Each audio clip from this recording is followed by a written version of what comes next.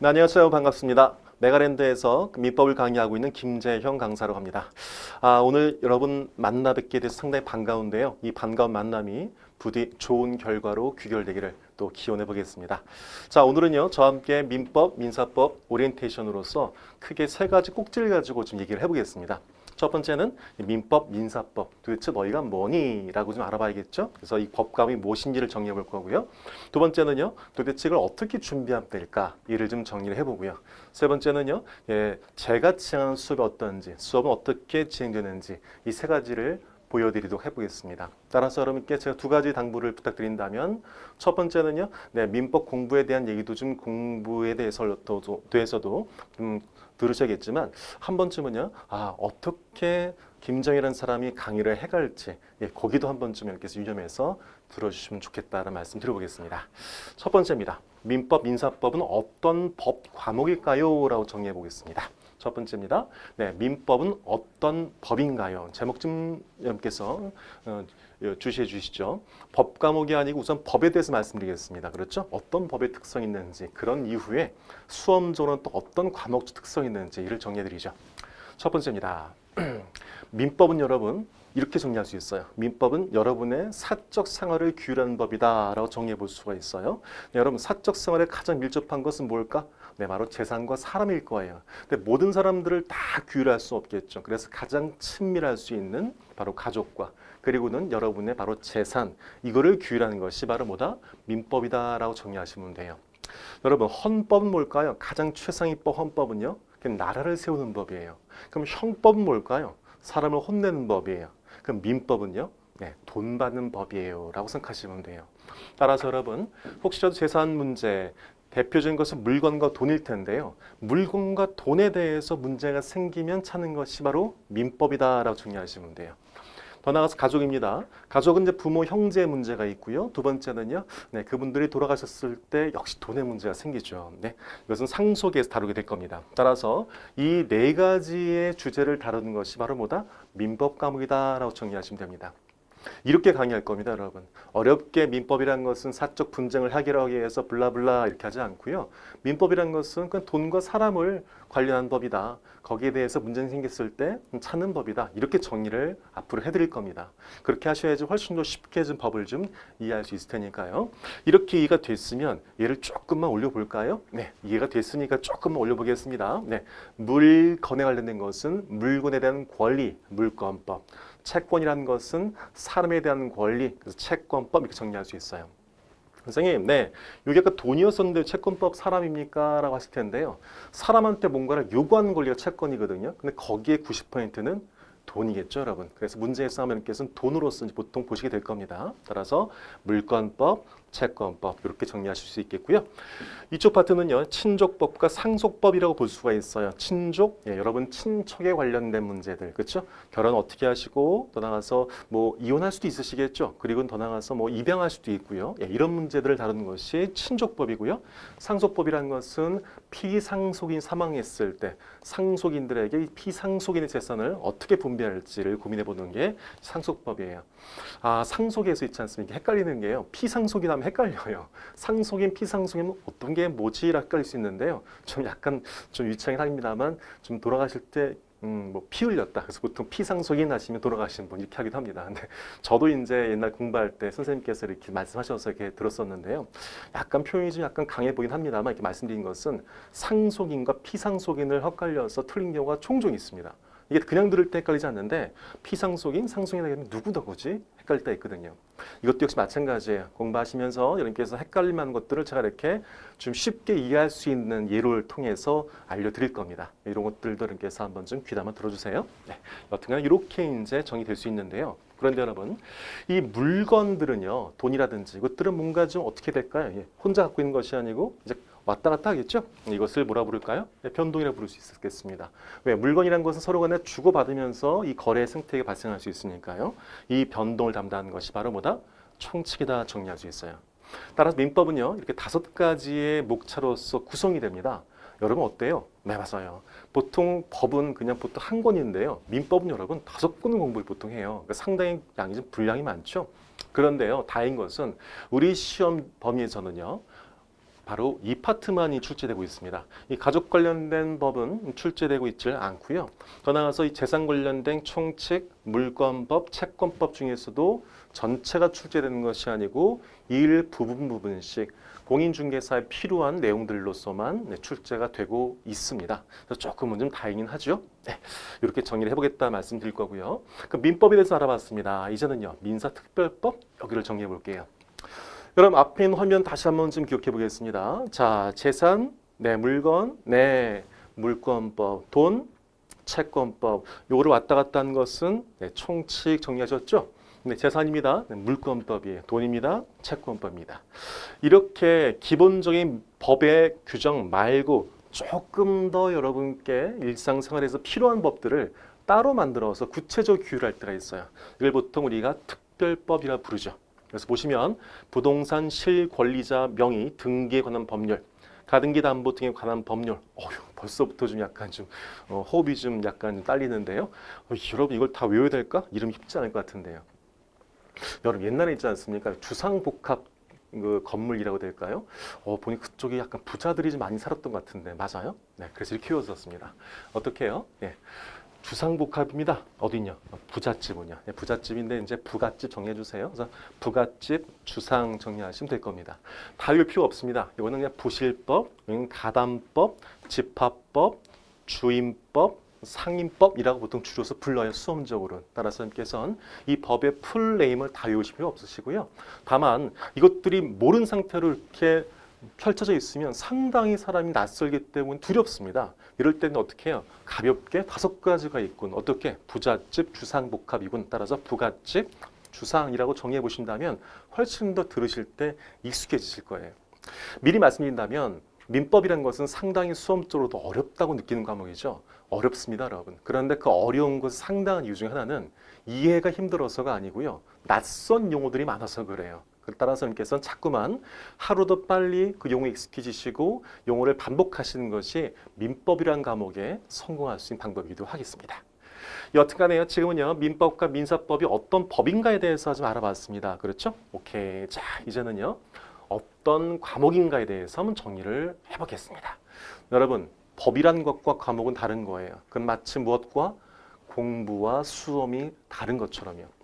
예컨대 여러분, 사법고시 붙으신 분들 똑똑하시죠? 거긴 수험을 준비한 거고요. 박사 하신 분들은요, 그럼 공부를 하신 거죠. 그럼 길이 다른 겁니다. 우린 여러분 공부한 사람입니까? 수험을 한 사람입니까? 수험이죠. 수험에서 핵심은 효율성이에요. 저도 시험을 좀 치르면서 찾았던 단점이 있었습니다. 그 단점 뭐냐면 전체를 다 이해하지만 넘어가는 성격이 있었어요. 스터디할 때 상당히 좀 뭐랄까 사랑받는 사람이었었죠. 형 동생들한테 어떻게 정리가 잘하냐고. 그런데 지나고 나서 후회되는 것은 내가 좀 효율적이지 못했구나라는 생각이 들었었습니다. 이렇게 드린 말씀은 이겁니다. 공부를 통해서 제가 얻은 것도 있겠습니다만 제가 겪었던 시행착오들을 자꾸 이렇게 알려드릴 겁니다. 왜? 몸소 겪었기 때문에 충분히 여러분들에게 득이 될 수 있는 말씀을 드릴 수 있을 거라고 믿기 때문입니다, 여러분. 따라서 제가 수업 중간중간에 드리는 수험적 팁 역시도 반드시 좀 잘 알아가십시오.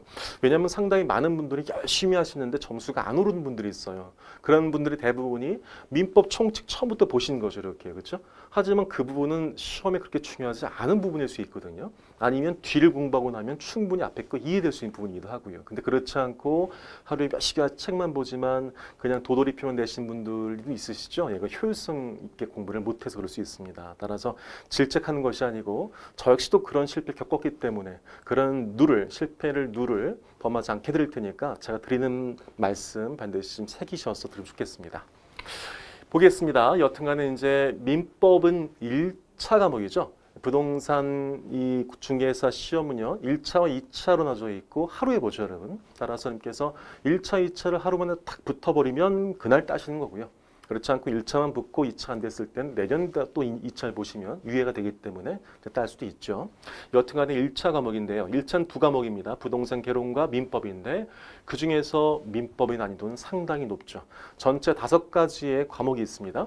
세부적으로는 6과목이라고 볼 수 있겠고요. 중개사 시험에서 가장 난이하다 볼 수 있는 게 바로 민법이라는 시험이 볼 수 있을 것 같아요. 자, 여러분.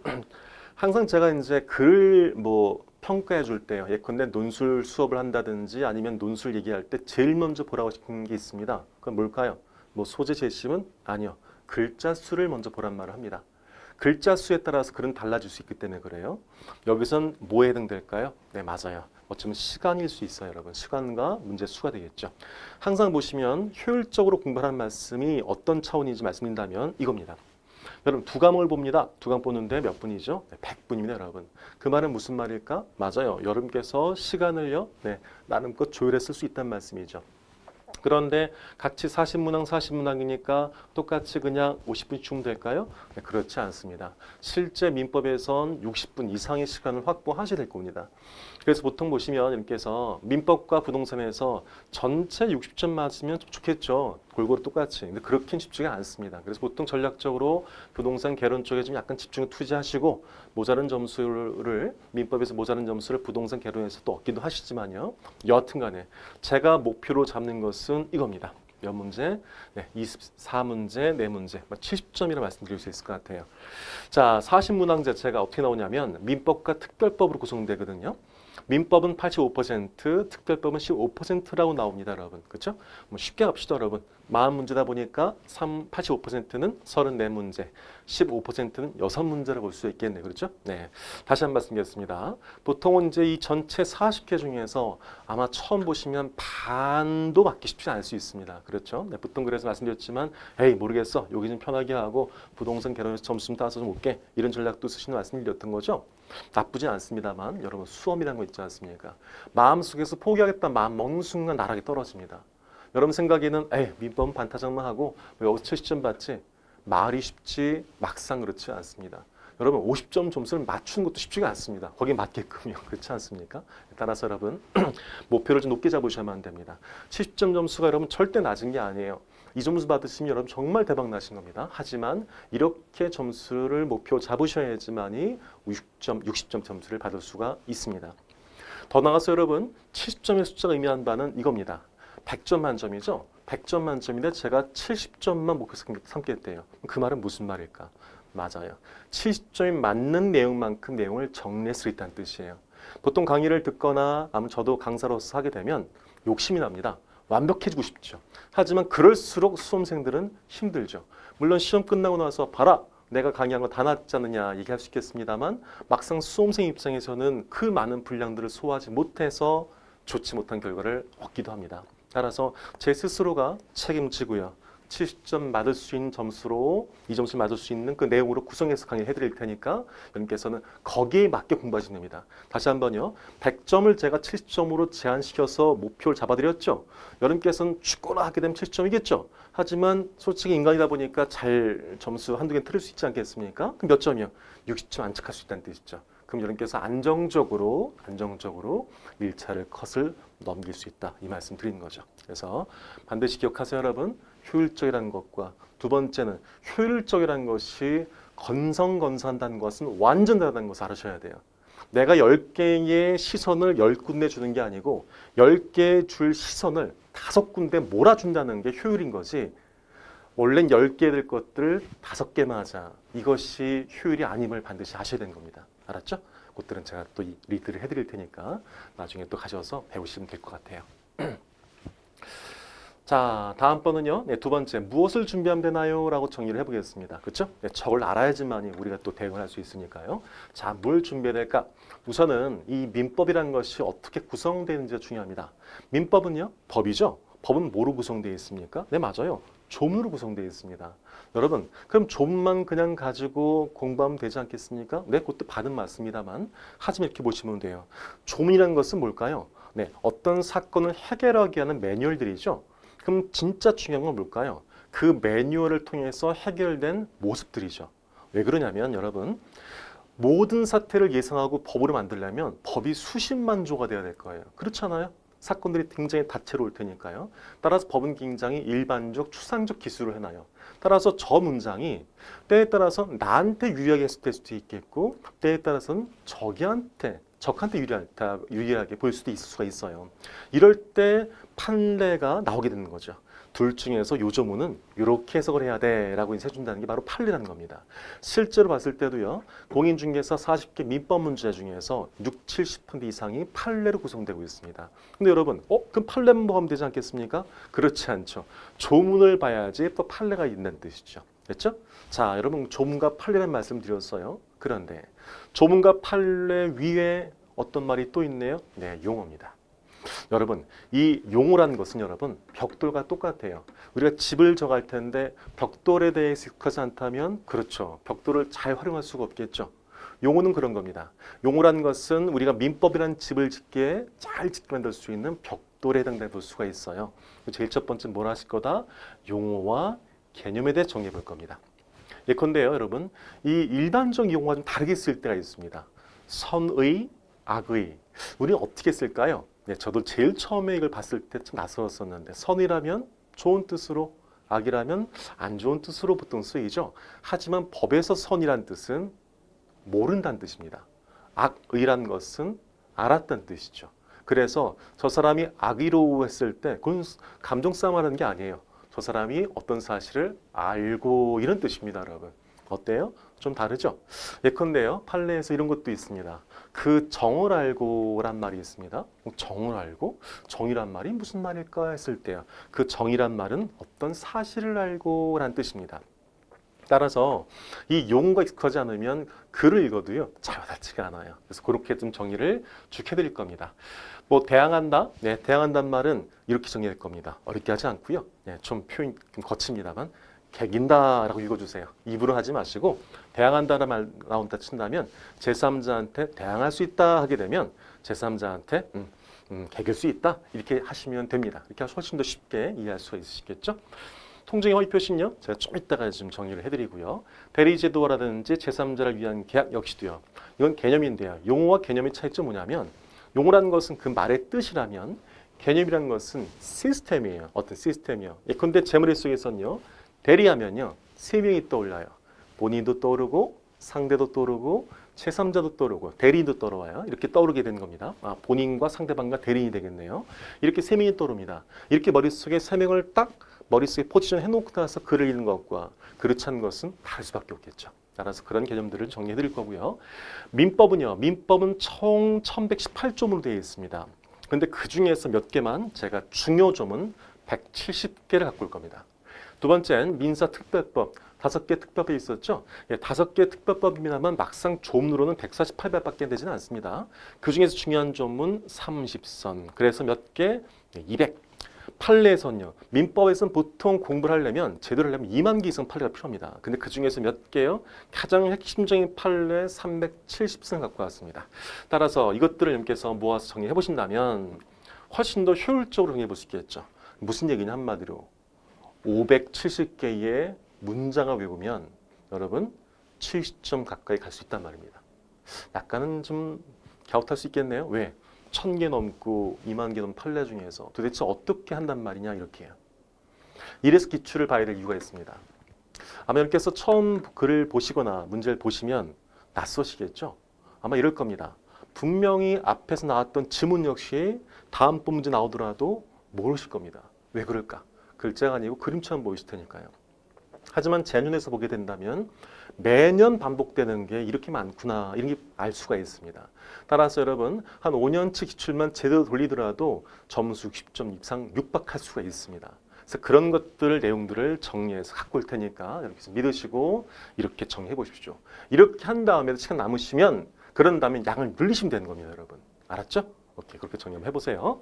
자, 몇 개요? 570문장. 570문장이면 A4로 쳤을 때 여러분 대략 봤을 때 한 10페이지, 15페이지 빽빽이 쳤을 때요. 나올 수 있는 분량이거든요.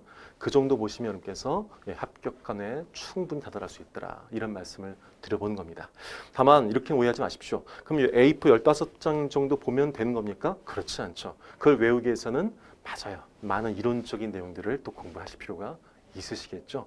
여러분 수험이란 것은 정말 많지 않습니다. 그리고 수험 감사한 거는 내가 들인 노력만큼 또 결과를 주기도 합니다, 여러분. 그래서 어쨌거나 열심히 하시겠습니다만 우리 조금 얕게 생각하는 것들 장기 수준은 버리고 조금은 좀 열심히 하는 마음으로 또 이해보도록 해봅시다. 네. 자, 다음번 정리를 해본다면요. 세 번째입니다. 세 번째, 수업은 어떻게 진행되나요에 대해서 정리를 해보겠습니다.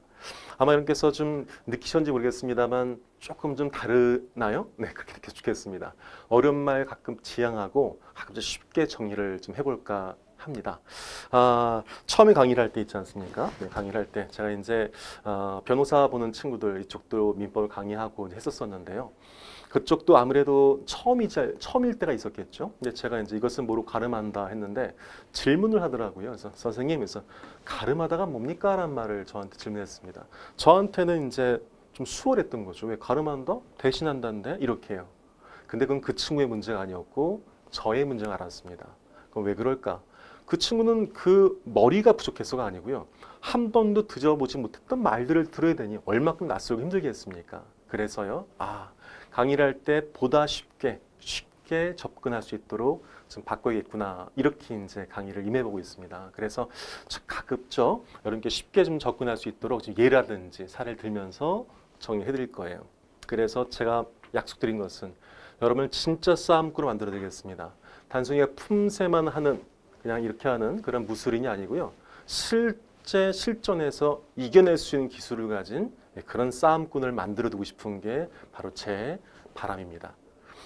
그래서 그걸 위해서 어떻게 할 것이냐? 여러분께서 무한히 공부를 반복할 수 있도록 해드릴 겁니다. 앞잘 따드릴 거고 지속적으로 반복해드릴 겁니다. 아마 조금은 좀 지겹다고 느낄지 모르겠습니다만 여러분 귀에 인이 박힐 때까지 해드릴 겁니다. 이렇게 하셔야 시험장에서 헛갈리지 않고 답을 낼 수가 있습니다, 여러분. 자, 그걸 위해서요 몇 가지 방법을 정해드린다면 자, 용어 정리를 말씀드린다고 했었죠. 자, 통정의 허위 표시입니다. 여러분, 통정의 허위 표시 낯설죠? 더 나아가서요. 선생님, 네, 좀 약간 좀 그런데요. 왜요? 통정은 좀 그런 뜻 아닌가요? 네, 참 이런 게 참 재밌는 건데요. 우리가 보통 보면 형법에서 통정이면 우리가 보통 말씀드렸던 그 섹슈얼적 의미로서의 통정입니다. 하지만 아까 슬쩍 말씀드렸었죠. 그 정을 알고라 말씀드렸었어요. 그 정을 알고는 어떤 뜻을 말씀드렸죠? 어떤 사실을 알고라고 정의드렸죠. 여러분 앞으로 쪼꼬바이 정 드실 때 못 돌리셔야 돼요. 사실을 알고 그렇게 정리하셔야 돼요. 그 정을 알고. 통정 뭘까요? 사실이 통한 거예요. 됐죠? 자, 여러분 이 통정의 허위 표시 어디까지 합시다. 하나, 둘, 셋. 짜고 치는 고스톱 이렇게 정리하세요. 알았죠?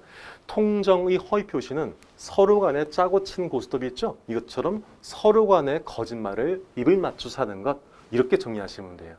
이거를 허위 표시라는 것은 서로 간에 비진의 의사를 표시하는 것이며 이 표시한 의사가 서로 통정하여 이렇게 서술했을 때 학생들이 과연 쉽게 느낄까요? 라는 의문을 했던 겁니다. 저 역시도 힘들었었을 테니까요. 따라서 이렇게 해드릴 거라고요. 통정의 허위 표시 우리 속마음으로서 어떻게 하나 둘 셋 짜고 치는 고스톱 생각하십시오. 그리고 나서 이제 여러분께서 보시면 판례들이 좀 훨씬 더 쉽게 느껴질 겁니다. 자, 다음은요. 제 개념 말씀드렸어요. 아까도 제가 대리지도에서는 누가 등장한다? 네, 본, 대, 상 나온다 말씀드렸습니다. 그렇죠? 본인과 대리인과 상대방이에요. 보통들 이렇게들 좀 보통 그림을 그리시기도 합니다. 강의할 때는요. 그런데요. 전 이렇게 그려볼까 합니다. 뭐 큰 차이 없어 보입니다만 잘 보신다면 아까 같으면 이렇게 됐었죠? 뭐 역삼각형처럼요. 지금은요. 본인과 대리인이 같은 라인에 있네요. 더 나아 서설표가 이런 방향이죠? 네, 맞아요, 여러분. 여러분, 대리와 본인은 뭐라 보시면 된다? 같은 편 보시면 돼요. 누구한테는? 상대방한테는. 따라서 그림만 이렇게 그려놓다 손치더라도 나중에 대리 가서 공부하실 때 훨씬 더 이해하기 편해요. 왜? 어떨 때는 왜 대리가 한 것을 본인이 책임져야 되는 거지? 이럴 때가 있거든요. 그렇죠? 그 얘기는 뭘까? 본인과 대리인이 거의 같은 편이라는 것을 가지고 하신다면 편하고요. 더 나아가서요. 이 화살표 구조 있죠? 요대로 보통 법률이 구성돼요. 수권을 하고요. 현명을 하고요. 범죄 효과를 주고요. 이렇게 준다고 보시면 훨씬 더 쉽게 정리할 수 있겠죠. 따라서요. 제일 첫 번째 용어에서는 뭐를 말씀드렸다? 그 용어를 이해하기 쉬운 사례라든지 표현을 드릴 거다 말씀드렸고요. 두 번째는 개념을 통해서는 뭘 말씀드릴 거다? 이것들을 단순히 말로가 아닌 시각적으로 표현할 거다. 시각적으로 보여드려서 여기서 훨씬 더 좀 직관적으로 볼 수 있도록 도와드리겠다. 요 세 가지 말씀을 드릴 거고요. 더 나아가서요. 자, 이제 판례 좀 정리해 볼게요. 판례도 보시면 판례는 대리인에 의한 법률 행위에서 위의 대리이기네요. 경솔과 무경험은 대리인을 기준으로 판단하지만 궁박 상태에서 있었는 여부는 본인 기준으로 판단한다고 판시하였다라고 속해있네요. 여러분 오늘 또 공부해 보실까요? 네, 제가 10초 드릴 테니까 이 판례 먼저 읽어보시죠.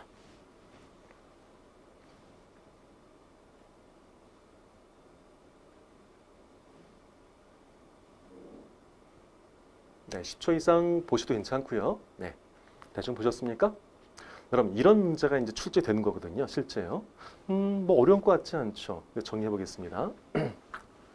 여긴 지금 어떤 말이 등장하죠? 네, 접으셔야죠. 밑에 보면 안 되시고요. 네네. 뭐 궁박? 네, 궁박이 뭐예요? 낯설죠. 네, 경솔? 경솔은 대충 알 것 같아요. 뭐가 있었죠? 무경험이요? 네. 그럼 무경험은 누구를 기준해요? 궁박은요? 여러분 방금 보셨지 않습니까? 그렇죠? 이겁니다, 여러분. 법이라는 것이 왜 힘드냐면 뭘 읽을 건 아니에요. 그런데 중요한 것은 내가 그걸 읽고 나서 OX를 시험장에서 정확히 쳐야 된다는 뜻이에요, 여러분. 이래서 참 힘든 겁니다. 그렇죠? 네. 하지만 이걸 단순하게 이해로 끝나지 않을 겁니다. 어떻게 될 거다? 이렇게 정해드리겠습니다. 궁본 경무대. 외우세요. 하나, 둘, 셋. 궁본 경무대. 됐죠? 하나, 둘, 셋. 궁본 경무대. 궁이라는 것도 궁이고요. 옛날에 여러분 청와대 이전에 경무대라고 있었죠? 어쨌거나 아주 옛날 얘기입니다만 어쨌거나요. 궁본 경무대, 궁본 경무대 이렇게 뭐 경복궁을 보고 있는 경무대 이렇게 될까요? 궁본 경무대 다 필요 없습니다. 궁본 경무대 됐습니까? 자, 궁박은 누구 기준? 하나, 둘, 셋. 본인. 경솔과 무경험은 누구 기준? 하나, 둘, 셋. 대리인. 맞습니까? 네, 우리가 봤던 이 판례와 똑같은 내용이네요. 어떤 말씀인지 아시겠어요? 네, 여러분 판례를 그냥 힘들게 외우지 않게 해드릴 겁니다. 이렇게 앞자를 따가서 훨씬 더 쉽고 직관적일 수 있도록 해서 시험장에서 남들은 궁박, 경솔 이렇게 고민하고 있을 때 우리는 궁본 경무대에서 답을 체크할 수 있도록 해드릴 겁니다. 실제 싸움꾼들이 생각하고 싸우지 않듯이 그렇게 여러분께서 공부를 할 수 있도록 도와드리겠습니다. 이런 게 제가 이제 앞으로 진행을 할 모습들이라고 보입니다. 유고 위고 제 이메일의 아이디이기도 하고 제가 인생을 사회에 나오면서 제 좌우명을 삼았던 말입니다. 당신의 가는 길을 같이 하겠다는 뜻인데요. 이게 제가 학원을 통해서 강의를 하면서 저를 지탱할 수 있게 해줬던 말이었던 것 같습니다. 같이 하겠습니다. 여러분 반드시 성공하실 겁니다. 네, 감사합니다.